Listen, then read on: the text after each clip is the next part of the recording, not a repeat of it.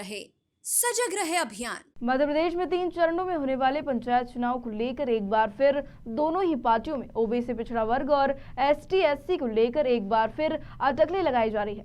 ऐसे में ग्रामीण क्षेत्रों में विगत 2 वर्षों बीत जाने के बाद भी जिला निर्वाचन द्वारा पंचायत चुनाव में देरी के चलते कहीं ना कहीं इसका खामियाजा आम जनता को भी भुगतना पड़ रहा है। ना तो ग्रामीण क्षेत्रों में किसी प्रकार का कोई भी विकास कार्य हो पाया है। विगत 2 वर्षों से कोरोना काल के चलते सभी शासकीय अशासकीय कार्यों पर रोक लगी हुई थी। ऐसे में पंचायत चुनाव की अवधि बीत जाने के बाद एक बार फिर चुनाव प्रक्रिया जाति मुद्दों पर अटकलों में अटकी हुई है, जिसका खामियाजा सीधे सीधे आम जनता को भुगतना पड़ रहा है।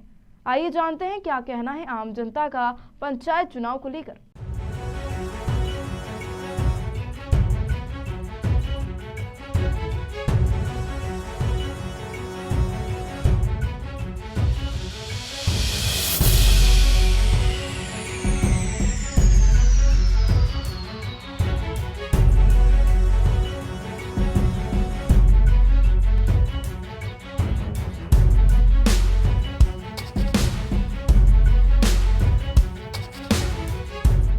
मध्य प्रदेश में पंचायत राज संस्थाओं के चुनाव की प्रक्रिया जारी है।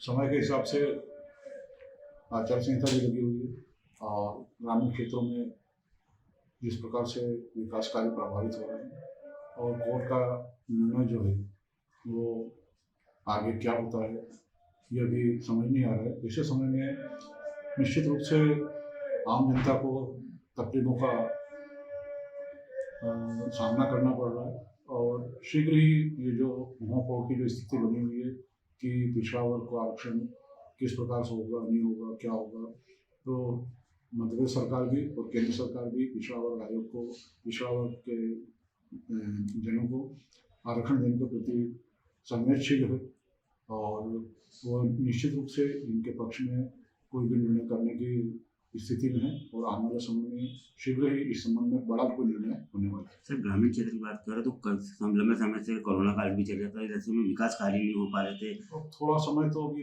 पंचायत राज व्यवस्था का जो चुनाव चल रहा है, जिससे चुनाव खत्म होंगे फिर से निर्माण कार्य जारी हो जाएंगे।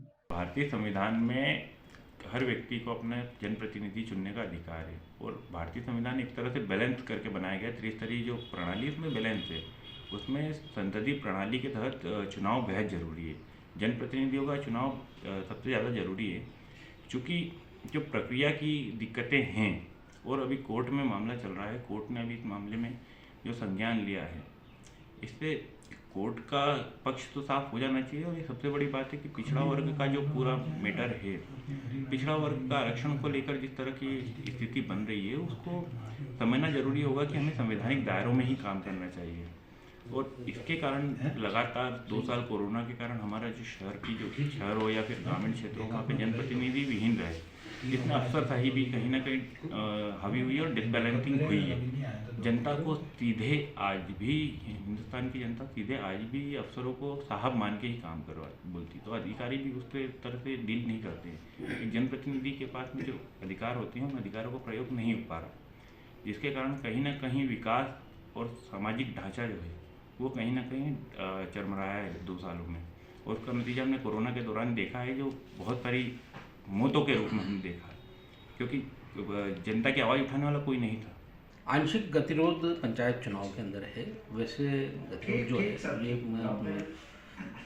देखा जाए तो पंचायत चुनाव बहुत महत्वपूर्ण चुनाव होते हैं और ग्रामीण विकास से जुड़ी हुई सारी चीज़ें पंचायतों पर ही निर्भर होती है। और एक आंशिक रुकावट इसमें जो है वो पिछड़ा वर्ग की सीटों को लेकर है। अब चूँकि चुनाव माननीय सर्वोच्च न्यायालय जो उन्होंने वो माननीय सर्वोच्च न्यायालय ने आदेश दिया है कि पिछड़ा वर्ग की सीटों को पे चुनाव नहीं होंगे और शेष जो सीटें हैं उस पर यथावत जो चुनाव प्रक्रिया जो शुरू हुई है उसी प्रक्रिया के आधार पर चुनाव को संपन्न होंगे और चुनाव की वोटिंग काउंटिंग भी हो जाएगी और इसके परिणाम रोके जाएंगे। बाद में जो पिछड़ा वर्ग की सीटें हैं उस पर जब इलेक्शन होंगे और उसके बाद सभी सीटों के परिणाम एक साथ घोषित किए जाएंगे। पर ये चीज़ें बहुत दुर्भाग्यशाली है क्योंकि इसको लेकर किसी प्रकार की सियासत नहीं होना चाहिए। ये सीधे सीधे ग्रामीण विकास से जुड़ा हुआ मुद्दा होता है और जो प्रक्रिया शासन स्तर पर होती है, माननीय न्यायालय जो आदेश देते हैं उसके आधार पर की जानी चाहिए थी।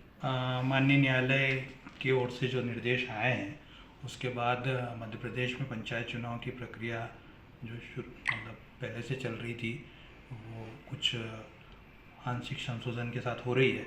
और मैं तो हमेशा लोकतंत्र में मानता हूँ कि चुनाव जो है होना चाहिए और निर्वाचित प्रतिनिधि ही जो है वो स्थानीय निकाय हो, पंचायत हो, उसको संभालना चाहिए, क्योंकि उससे जनता के जो काम है, जनता जो अपेक्षा करती है जनप्रतिनिधियों से, वो पूरे होते हैं। तो पंचायत चुनाव हों और जनप्रतिनिधि गांव की जनता अपनी चुने, गांव की जनता अपनी सरकार चुने और वो ग्रामीण क्षेत्र में मध्य प्रदेश के विकास को गति दे।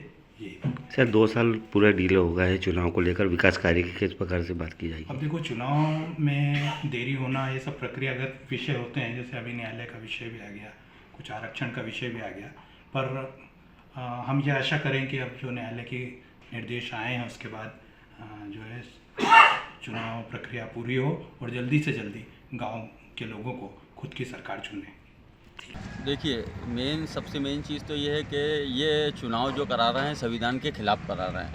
और ये जब सुप्रीम कोर्ट ने ये आदेश जारी कर दिए हैं कि संविधान के हिसाब से चुनाव कराए जाएं, तो संविधान के हिसाब से इनको जल्द से जल्द चुनाव कराना चाहिए, ताकि जो कैंडिडेट और आम जनता जो परेशान हो रही है वो उन परेशानियों से इनको छुटकारा मिले। विकास कार्य की बात करें तो ग्रामीण क्षेत्र में कई बार विकास कार्य होते नहीं है, अधिकारी आते नहीं है, तो इसका कितना खामियाजा उठाना पड़ रहा है? इसका अभी तक के ग्रामीण क्षेत्रों के तमाम विकास कार्य जो है रुके हुए हैं, और अगर जल्द से जल्द पंचायत चुनाव नहीं कराए गए तो काफ़ी नुकसान भुगतना पड़ेगा पंचायत क्षेत्रों को। ये तीसरी लहर के आने की संभावना, तो ऐसा लगता है कि चुनाव टल गए, अगर ये टलते हैं तो आगामी लोकसभा चुनाव है, नगर निगम चुनाव, विधानसभा चुनाव है, तो क्या लगता है कि ऐसे में आम जनता को कितना खामियाजा होगा? इसमें साहब, अगर ये चुनाव टलते हैं तो आम जनता का तो सबसे ज़्यादा ही नुकसान है ही सही।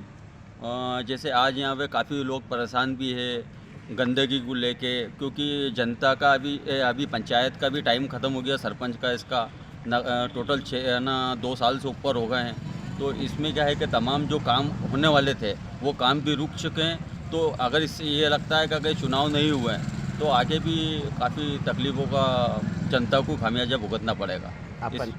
मेरा नाम है ऑल इंडिया मजलिस इत्तेहादुल मुस्लिमीन के पूर्व डिवीज़न प्रेसिडेंट खलील मुल्तानी। ये थी हमारी खबर।